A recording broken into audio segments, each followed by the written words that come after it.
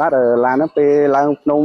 ផ្លូវពិបាកផ្លូវល្អិលគឺវាល្អផ្លូវចោតផ្លូវចំណោតផ្លូវចំណោតខ្ពស់ខ្ពស់គឺឡានទទួលយកបានគឺវាខ្លាំង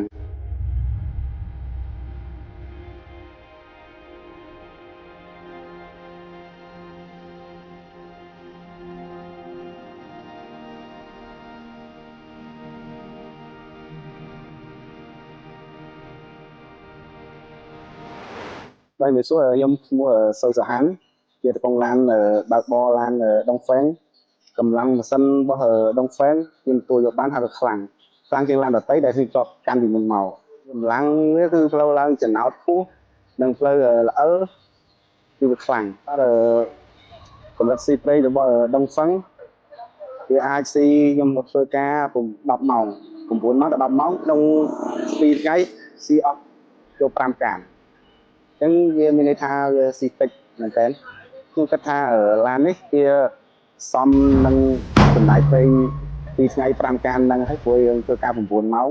ហើយកម្លាំងវាខ្លាំងយើងដឹកបានច្រើនផ្លូវចំណោតផ្លូវល្អិលគឺទៅបានទាំងអស់ក្នុងរយៈពេលខ្ញុំប្រើឡាន